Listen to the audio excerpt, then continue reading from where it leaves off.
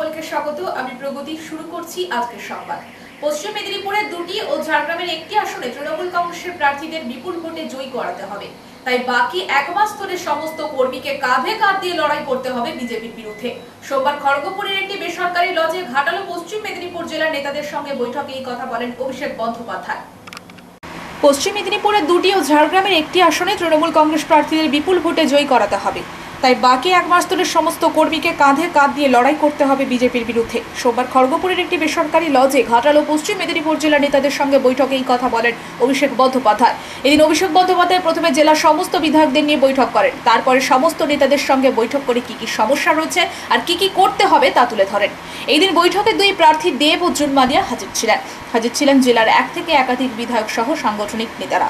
এদিন অজিত মাইতি সাংবাদিকদের বলেন, পশ্চিম মেদিনীপুর জেলার দুটি আসনে বিজেপি গোহারায় হারবে। তারা যে স্বপ্ন দেখছে তা কোনোদিন বাস্তবে পরিণত হবে না। জুনমালিয়া 1.5 লক্ষের বেশি ভোটে জয়ী হবেন। তাই আজ থেকে যে সমস্ত কর্মীদের প্রচারে ঘাটতি রয়েছে তাদের প্রচারে আরও গুরুত্ব দেওয়ার কথা বলেন। অপরদিকে অভিষেকের সভার পরে এই জেলায় আসছেন মুখ্যমন্ত্রী। তিনি দাঁতনের ঘোলাই মোড়ে নির্বাচনী সভা করবেন 25 তারিখ। বিশেষ করে কেশারী ও দাঁতন বিধানসভায় যাতে ভালো ফল করে শাসক দল তৃণমূল কংগ্রেস, তাই দাঁতনের ঘোলাই মোড়ে সভা হবে।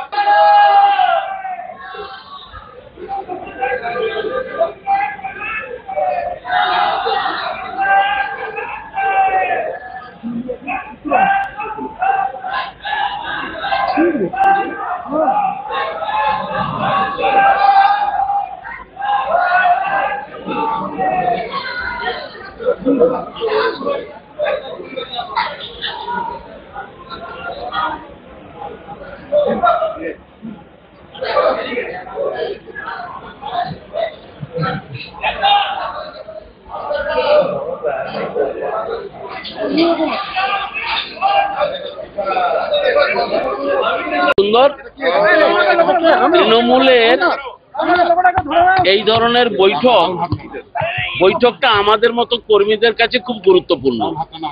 প্রথমে উনি এমএলএদের নিয়ে আলাদা করে বসেছিলেন, সেখানে সমস্ত জেলার সমস্ত আসনের সমস্ত ব্লক নিয়ে ডিসকাশন করেছেন এবং তারপর পুরো বড় মিটিংটাতে এসে যাদের যাদের সংশোধন হওয়ার ডাইরেকশন দেওয়ার দিয়েছেন। একটাই মোদ্দা কথা উনি বলেছেন যে আপনারা নিশ্চিত থাকবেন আমরা এই দুটো সিট জিতব, 3টে সিট, ঝাড়গ্রামও জিতব, মেদিনীপুরও জিতব আর আমাদের ঘাটালও জিতব। বিজেপির বহু লোক, আমাদের কাছে খবর আছে, বিজেপির বহু লোক বিজেপিকে ভোট করবে না। এবং শুধু তাই নয়, গত যে নির্বাচনটা হয়ে গেছে সেই নির্বাচনের আসনগুলোতেও আমরা উত্তরবঙ্গে জিতব। অতএব কোনো সমীক্ষা কাজে লাগবে না। এবং উনি শুধু একটা কথা বলেছেন, এই যে পাক্কা আর 30 দিন আছে, এই 30 দিন আর 1 মিনিট সময় নষ্ট না করে সবাইকে মাঠে নামতে হবে একসঙ্গে। উনি একটা যোগসূত্র তৈরি করে দিয়ে গেছেন যে ছোটখাটো নিজেদের মধ্যে যা বিবাদ বিসংবাদ মনোমালিন্য আছে সে সমস্ত ভুলে গিয়ে আপনাদের আগে দলের কথা ভাবতে হবে। মমতা বন্দ্যোপাধ্যায়ের মুখটা মনে রাখুন, আর মমতা বন্দ্যোপাধ্যায়ের মুখটা মনে রেখে আপনারা একদম জান লড়িয়ে খাটুন। সবাই হাত তুলে কথা দিয়েছেন, আমরা জান লড়িয়ে খেটে এই সিটগুলো সব জেতাবো, একদম নিশ্চিত করে বলেছেন। কোনো বিবাদ, সেরকম বড় ধরনের বিবাদ নেই। আগে যা ছিল ম্যাক্সিমাম মাঝখানে ইলেকশন কমিটি করে করে ম্যাক্সিমাম বিবাদ মিটে গেছে। যেখানে ছোটখাটো ছিল উনি শুধু বলেছেন আমরা কারুর কোনো কথা শুনবো না, দল কিন্তু ব্যবস্থা নিয়ে নেবে। যদি কেউ দলের ছোটখাটো বিবাদের জন্য ঘরে বসে থাকেন বা মহান অভিমান মনোমালিন্য করেন, দল ব্যবস্থা নেবে। এখন সবাইকে উনি বলছেন সব ভুলে নির্বাচনের পর সবার সাথে দরকার হলে ইন্ডিভিজুয়ালি বসবেন, কিন্তু বিবাদ ভুলে আপনাদেরকে এককাট্টা হয়ে নেমে পড়তে হবে দলের কাজে, নির্বাচনের কাজে। সংসদীয় গণতন্ত্রে নির্বাচনটাই শেষ কথা বলছে এবং বিজেপি ভুল তথ্য দেওয়ার চেষ্টা করছে। আপনারা নিশ্চিত থাকুন আমরা পশ্চিমবঙ্গে ভালো রেজাল্ট করব এবং আপনাদের এই জেলাতে আমরা অত্যন্ত ভালো রেজাল্ট করব। আর একটা সাজেশন দিয়েছেন যে 19 সালের নির্বাচনে যে যা ভোট পেয়েছেন, একটা আমাদের কথা থাকলো, এটা পরিহাস চলে বলেছেন এবং উপদেশ চলে বলেছেন যে প্রত্যেককে তার জায়গাতে, যে অঞ্চলে আছেন অঞ্চলে, যে বুথে আছেন বুথে, যে ব্লকে আছেন ব্লকে, যে বিধানসভা করছেন বিধানসভা, 10% ভোট আপনাদের বাড়াতে হবে তৃণমূলের পক্ষে। এরপর আমিও আসবো, দিদিও প্রাণপণ আসবে। দিদি 25 তারিখ থেকে আসবেন, এই জেলা সফর করবেন এবং 26 করবেন, আবার পরবর্তী স্টেজে ঘুরে আসবেন। অভিষেক বন্দ্যোপাধ্যায় আসবেন। আমরাও সবাই রিকোয়েস্ট করেছি আপনারা এসে ভালো করে মিটিংগুলো করুন, দেখবেন এই জেলা অত্যন্ত ভালো রেজাল্ট দেবে। এবং এটা আমি নিশ্চিত করে বলছি, মেদিনীপুর সিটটা যেখানে দাঁড়িয়ে তোমাদের সাথে কথা বলছি, এই সিটটা আমরা লক্ষাধিক ভোটে জিতব। কারণ অগ্নিমিত্রা পলকে, পল না পাল আমি জানি না, অগ্নিমিত্রা পলকে মানুষ ভালো চোখে মেনে নিচ্ছে না, না বিজেপির মানুষ আর তৃণমূলের মানুষ তো নয়। সেই জায়গায় জুন ভালো ক্যান্ডিডেট এবং জুনকে মানুষ হৃদয় থেকে গ্রহণ করেছেন। আর দেবের কোনো ব্যাপার নাই, দেব জিতছেন। দেব মার্জিন কতটা বাড়ানো যায় সেই ব্যাপারে উনিও বলেছেন, কতটা মার্জিন বাড়ানো যায় সেই ব্যাপারে আমাদের চেষ্টা করব। 10% ভোট বেশি না হলে কি শাস্তি? হ্যাঁ, 10% ভোট বেশি না দিতে পারলে না, ওরকম কোনো শাস্তি নয়। ওটা বলেছেন যে আমার অনুরোধ থাকলো, এইটা যদি আপনারা বাড়াতে পারেন তাহলে বুঝবো যে সত্যিই আপনারা আমাদের মানে এত ভালো কর্মী যাদের উপর নির্ভর করে তৃণমূল দাঁড়িয়ে আছে এবং বুথের উপর অত্যন্ত গুরুত্ব দিয়েছেন, যে বুথ কর্মীদের উপর সবাইকে গুরুত্ব দিয়ে কাজ করতে হবে। খড়গপুর শহরে এক স্ক্রাব ব্যবসায়ীকে লক্ষ্য করে পরপর গুলি, 4টি গুলি পায়ে লাগে, গুরুতর আহত অবস্থায় মেদিনীপুর মেডিকেল কলেজে রেফার করা হলো। খড়গপুর শহরে এক স্ক্রাব ব্যবসায়ীকে লক্ষ্য করে পরপর গুলি, 4টি গুলি পায়ে লাগে, গুরুতর আহত অবস্থায় মেদিনীপুর মেডিকেল কলেজে রেফার করা হলো। শহরের বাইরে 6 নম্বর জাতীয় সড়কে একটি বেসরকারি হোটেলে তৃণমূলের সর্বভারতীয় সাধারণ সম্পাদক অভিষেক বন্দ্যোপাধ্যায় সাংগঠনিক বৈঠক করছেন। ঠিক তখনই খড়গপুর শহরের রেল এলাকাতে এক স্ক্রাব ব্যবসায়ীকে লক্ষ্য করে পরপর গুলি চালানো হয়।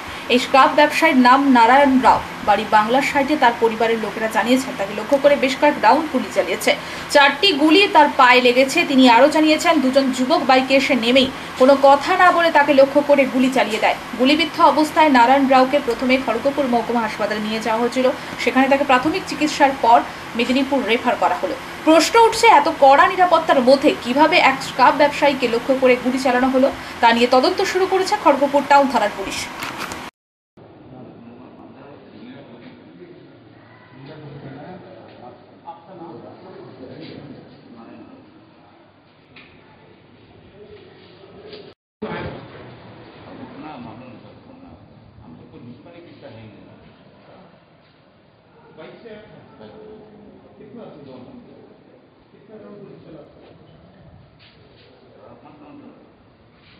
दोनों जगह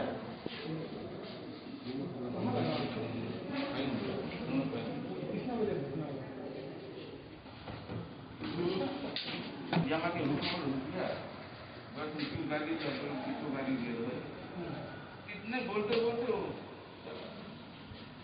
अब क्या काम हम क्या पहचान नहीं सकते कहाँ मुँह में क्या मास्क लगा हुआ था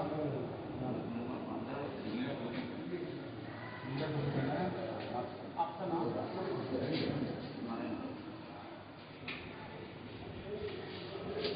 চিকিৎসার গাফিলতিতে পরপর রোগীর মৃত্যুর ঘটনায় হাসপাতাল চত্বরে বিক্ষোভ দেখালো রোগীর পরিবারের লোকজনেরা। সোমবার ঝাড়গ্রাম জেলার নয়াগ্রাম সুপার স্পেশালিটি হাসপাতালে চিকিৎসার গাফিলতির অভিযোগ তুলে হাসপাতাল চত্বরে বিক্ষোভ দেখান তারা।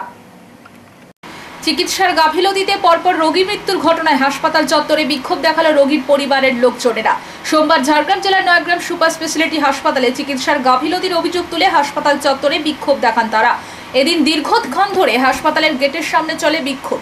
ঘটনার খবর পেয়ে ঘটনাস্থলে পৌঁছায় নয়াগ্রাম থানার পুলিশ। অভিযোগ, 1 সপ্তাহের মধ্যে পরপর 2টি অন্তঃসত্ত্বা মহিলা চিকিৎসার গাফিলতির কারণে মৃত্যু হয়েছে। হাসপাতালের চিকিৎসক, নার্স থেকে শুরু করে কর্মরত কর্মীরা রোগীর পরিবারের লোকজনের সঙ্গে দুর্ব্যবহার করে। রোগীর পরিবারের লোকজনের আরও অভিযোগ, হাসপাতালে নেই পর্যাপ্ত রক্ত। এই বিষয়ে চিকিৎসকদের সঙ্গে কথা বলতে গেলে তারাও বিষয়টি এড়িয়ে যান। কেশারীর এক বাসিন্দা আনন্দ ভূঁইয়ার অভিযোগ, গত কয়েকদিনের মধ্যে চিকিৎসার গাফিলতিতে 2টো রোগী মারা গেল। দুটোই ডেলিভারি পেশেন্ট। ডাক্তারবাবুরা জানাচ্ছে এখানে কোনো ব্লাডের ব্যবস্থা নেই। হঠাৎ করে যদি কোনো মায়ের ব্লাডের প্রয়োজন হয়, ব্লাড এখানে পাচ্ছে না। ডাক্তারবাবুদের সঙ্গে এই বিষয়ে কথা বলতে আমাদের ভিতরে ঢুকতে দেওয়া হচ্ছে না। দিনের পর দিন এই একই ধরনের জিনিস হয়ে আসছে। হাসপাতাল কর্তৃপক্ষে জানান, রোগীর চিকিৎসায় আমরা কোনো গাফিলতি রাখি না। সেই জায়গায় কোনো অপ্রীতিকর ঘটনা ঘটলে সেটাও ঠিক করার নিরলস প্রচেষ্টা আমরা করি। তবে পরপর রোগী মৃত্যুর ঘটনায় সরকারি হাসপাতালের পরিষেবা নিয়ে উঠেছে প্রশ্ন।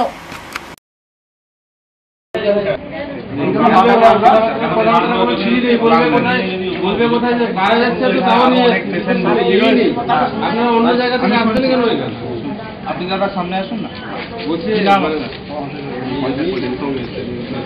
কি নাম আপনার? দীনেশ দোলে বাড়ি আমার কেসিয়ারি। আচ্ছা, কি বক্তব্য আপনার বলুন? কথাবার্তা সেই সময় একটা পেশেন্টের সঙ্গে যে কথা বলবেন, ডাক্তারবাবু মানে যেখানে যে স্টাফ যে ম্যানেজমেন্ট বলছে যে মারা যাওয়ার পরে কিসের জন্য যে নিয়ে এসে ওনাদের ডাক্তারবাবু অনেক কিছু ব্যাপার আপনাদের যদি এই রিলেটেড কোনো সার্ভিস রিলেটেড কোনো যদি ইস্যু থাকে আপনারা কমপ্লেন করতে পারেন যারা। হ্যাঁ, ঠিক আছে। এত পেশেন্ট এখনো অ্যাডমিট। অভিযোগ বলতে যে আমাকে পেশেন্টকে দেখছে না। তা কোনো আমি তো বাড়ির লোক জিজ্ঞাসা করতে বলে তোমরা বেলদা থেকে এখানকে কী করতে আসছো? আর যদি বলি ভালো আছে, বাচ্চা ভালো আছে, বাচ্চার মা ভালো আছে, তখন চট করে বলবে কি আমরা কি গণহত্যার? তোমরা সেখানেই দেখাতে পারতেন, প্রসাদ মণ্ডলকে দেখালেন কিনা? আমরা কি জ্যোতিষী? এইসব কথা কারা বলছে এটা? ওই যে ডাক্তার ঢুকে, ডাক্তার নাম কি? আপনার কি পেশেন্ট আছে? ডেলিভারি প্রিয়াঙ্কা রাও। কোনো একটা ওষুধ নাই, কোনো ইঞ্জেকশন নেই, কিছুই নাই। মোটামুটি আজকে যে 6 দিন আছে কিছুই পাইনি। কি নাম আপনার? আমার নাম নমিতা রাও। মাইনপুরে নিখোঁজ ছেলেকে 1 ঘন্টার মধ্যে ফিরিয়ে দিল ঝাড়গ্রাম থানার পুলিশ। এই ঘটনাটি ঝাড়গ্রাম শহরের বাছুরডোবা এলাকা।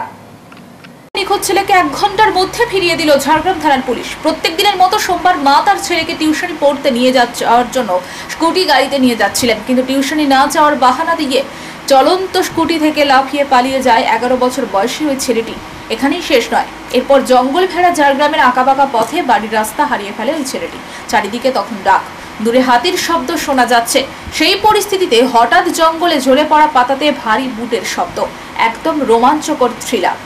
কয়েকজন পুলিশ কর্মী দাঁড়িয়ে রয়েছেন। ছোট্ট এই বালকটিকে দেখে তাদের প্রশ্ন, জঙ্গলে তুমি কি করছো? কাঁদো কাঁদো কণ্ঠস্বরে বালকটি জানায় সে বাড়ির পথ হারিয়ে ফেলেছে। এই ঘটনাটি ঝাড়গ্রাম শহরের বাছুরডোবা এলাকার। এদিকে ততক্ষণে নিখোঁজ বালকের মা খোঁজাখুঁজি শুরু করেন, কিন্তু খোঁজাখুঁজি বিফলে যায়। স্বাভাবিকভাবে ছেলেকে আর খুঁজে না পেয়ে চিন্তায় পড়ে যান মা সহ ছেলের পরিবারের লোকজনেরা। তৎক্ষণাৎ ছেলেটির মা খবর দেন ঝাড়গ্রাম থানার পুলিশকে। পুলিশ ওই ছেলেটিকে খোঁজার জন্য বেরিয়ে পড়ে। পরবর্তীতে মাত্র 1 ঘন্টার সময়ের মধ্যে ছেলেটিকে জঙ্গল থেকে পাওয়া পুলিশ অফিসাররা নিয়ে এসে মায়ের হাতে তুলে দেয়। পুলিশের প্রচেষ্টায় হারিয়ে যাওয়া কিশোরকে পেয়ে খুশিতে আত্মহারা মা সহ পরিবারের লোকজন। জানা গিয়েছে ঝাড়গ্রাম থানার আইসি বিপ্লব কর্মকার নিজেই ছেলেটিকে খুঁজে বের করার জন্য বিশেষ ভূমিকা নিয়েছিলেন। স্বাভাবিকভাবে ছেলেকে খুঁজে পেয়ে পুলিশকে ধন্যবাদ জানিয়েছেন মা।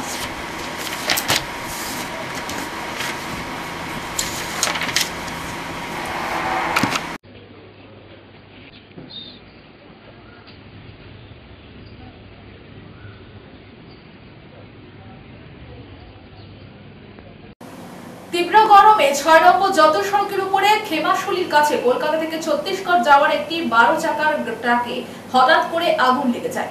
আগুনে দাউ দাউ করে জ্বলতে থাকে ওই ট্রাকটি। স্থানীয়রা দেখতে পেয়ে ছুটে গিয়ে প্রথমে ট্রাক চালক ও খালাসিকে বের করে পুলিশের খবর দেয়। এরপর খড়গপুর গ্রামীণ থানার পুলিশ ও খড়গপুর ফায়ার ব্রিগেডের একটি গাড়ি এসে আগুন নিয়ন্ত্রণে আনে। যদিও এই ঘটনায় কেউ আহত হয়নি।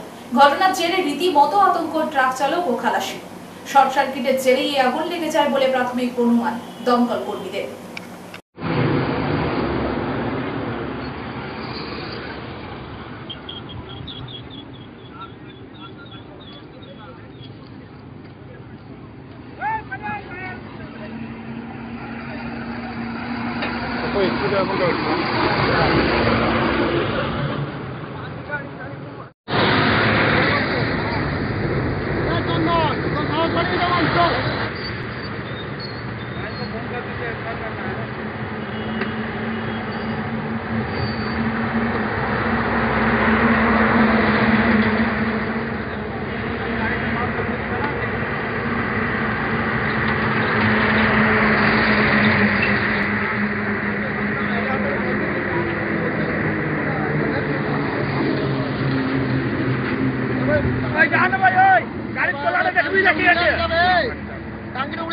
করবে।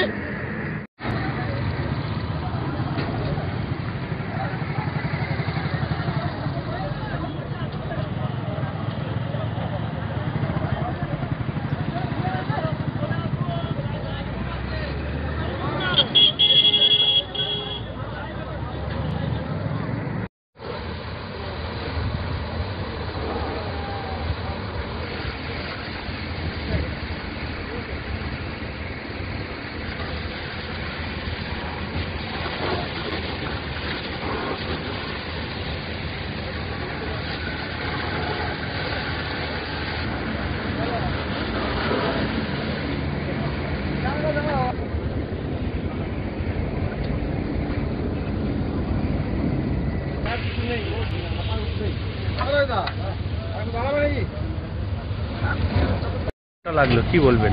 তো ওভারহিটের জন্য বলছে ড্রাইভার, আমরা তো এসে স্পটে আগুনই দেখেছি, আমাদেরও অনুমান থেকেই হয়তো। আপনি আসার সময় কি অবস্থা ছিল?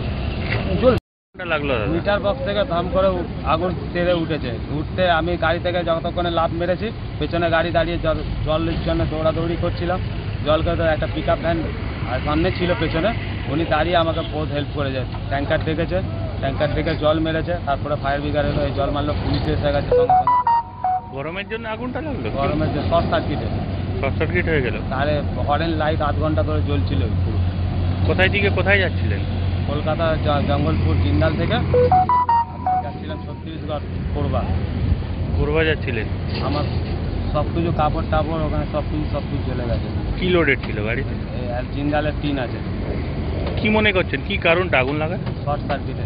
শর্ট সার্কিট গরমের জন্য হয়েছে কি এটা? গরমের জন্য শর্ট সার্কিট কী করে? গরমের জন্যই হয়েছে নিশ্চয়, তার বলেছে।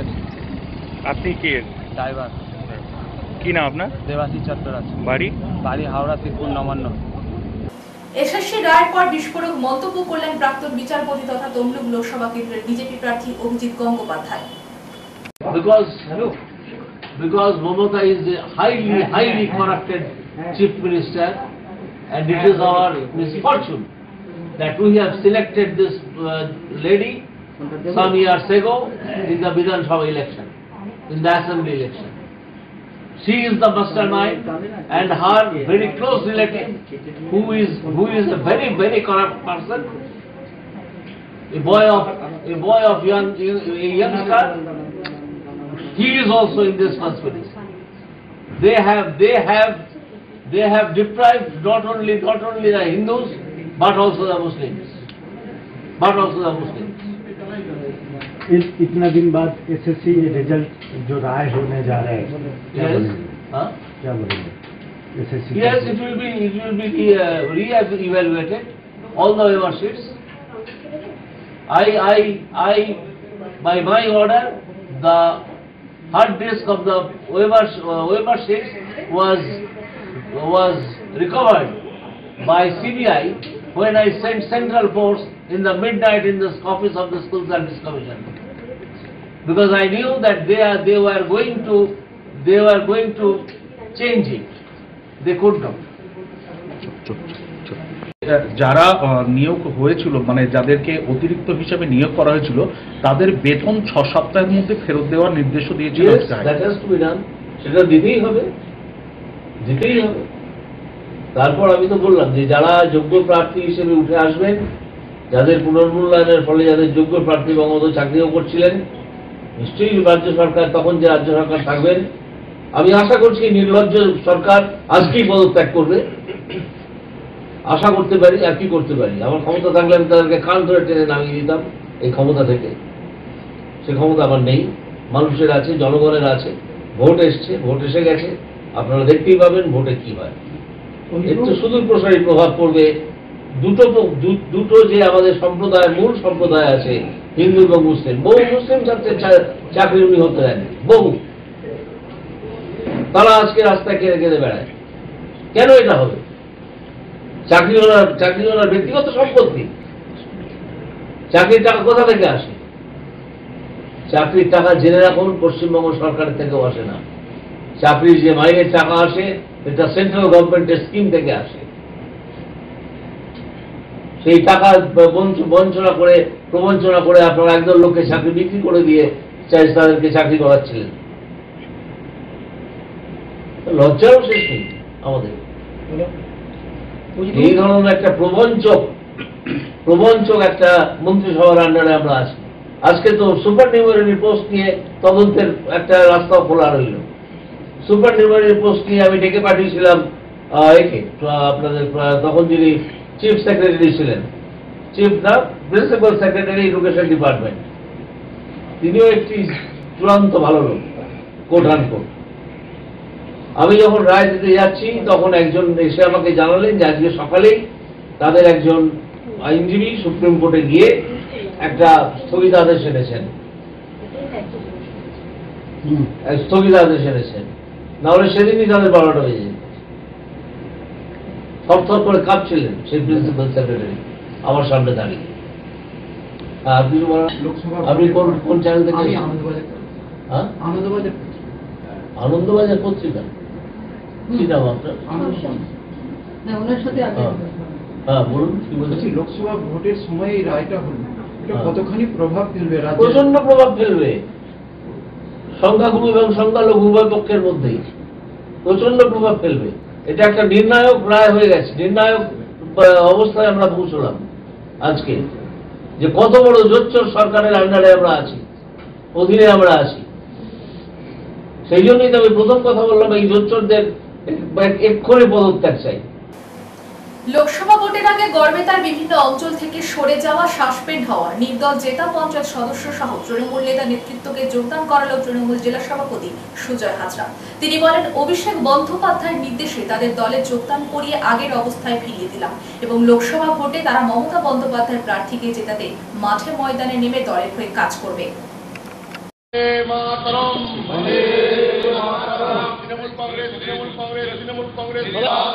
আমাদের অভিষেক বন্দ্যোপাধ্যায় বন্দে মাতরম, বন্দে মাতরম। তৃণমূল কংগ্রেস, তৃণমূল কংগ্রেস, তৃণমূল কংগ্রেস জিন্দাবাদ, জিন্দাবাদ, জিন্দাবাদ। বন্দে মাতরম, বন্দে মাতরম। সবাই একটু আইনো কি করে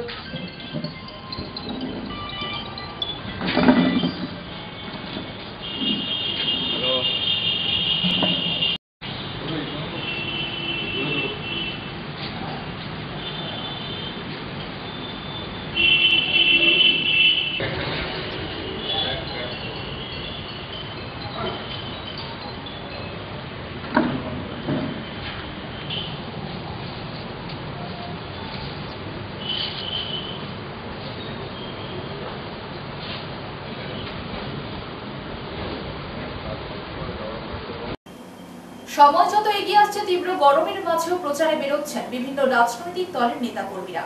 সেই মতো সোমবার পশ্চিম মেদিনীপুরের বড় বাজারে শ্রীকৃষ্ণ মন্দিরে পুজো দিয়ে প্রচার কর্মসূচি চালালেন এবারের মেদিনীপুরের বিজেপি প্রার্থী তথা বিজেপির রাজ্য সাধারণ সম্পাদিকা অগ্নিমিত্রা পল।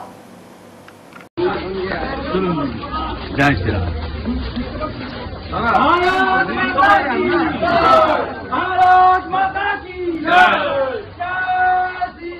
জয় শ্রীরাম।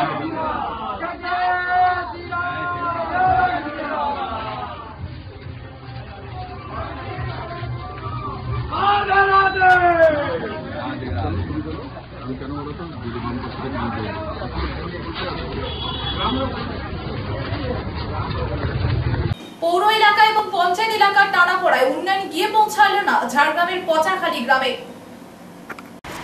পৌর এলাকা এবং পঞ্চায়েত এলাকার টানাপোড়ায় উন্নয়ন গিয়ে পৌঁছালো না ঝাড়গ্রামের পচাখালী গ্রামে। জানা গেছে, ঝাড়গ্রাম ব্লকের রাধানগর গ্রাম পঞ্চায়েতের আওতার মধ্যেই পড়ে এই গ্রাম, কিন্তু যাতায়াতের জন্য তাদের পৌরসভা এলাকার 4 নম্বর ওয়ার্ডের রাস্তার উপরে নির্ভরশীল। কিন্তু সেই গ্রামে ঢুকতে গেলে রাস্তা নেই, স্কুল পড়ুয়াদের জমির পাড় দিয়ে গন্তব্যে পৌঁছতে হয়। বর্ষার সময় কোনো রকম চলাচলের যোগ্য রাস্তা তারা খুঁজে পান না।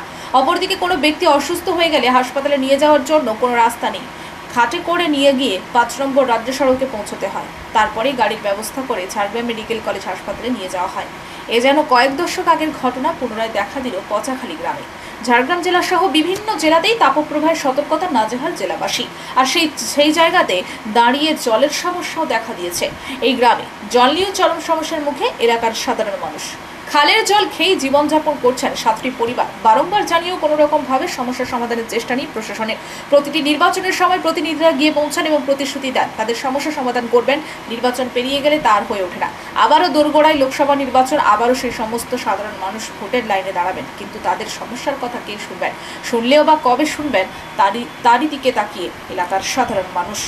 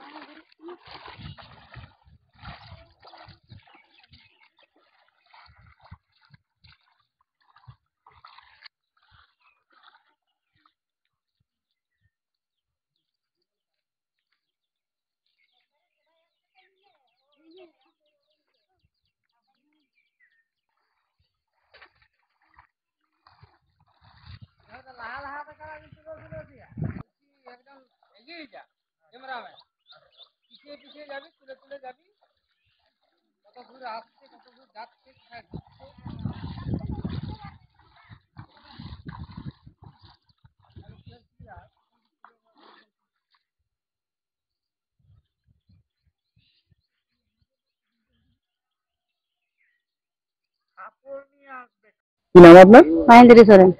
কি সমস্যা রয়েছে? রাস্তা জল সমস্যা, রাস্তা নেই, জল নেই, জল খালের থেকে আনছি, খাচ্ছে বাচ্চা। রাস্তা হচ্ছে না কেন? আর কেন যে হচ্ছে না, পঞ্চায়েত বলছে করে দেবো, আর পৌরসভাও বলছে করে দেবো, কেউ তো করে দিচ্ছে। কোন এলাকা? পঞ্চায়েত? এই দাঁড়িয়ে আছে এইখানটা অঞ্চল, ওই দু পা পেরিয়ে গেলে সেটা পৌরসভা। ওই মানে এই টানাপোড়ায় কি কাজ হচ্ছে? হ্যাঁ, কি জানি, বলতে পারছি না, সেটা অতটা আমি জানি না। তো মনে হচ্ছে ওই টানাপোড়ান হতেই কাজ হচ্ছে না। পঞ্চায়েত নির্বাচনের সময় এসেছিল নেতারা আপনাদের কাছে? হ্যাঁ, এসেছিল। কি বলেছে? বলেছে ভোট হয়ে গেলে কাজ করে দেবো।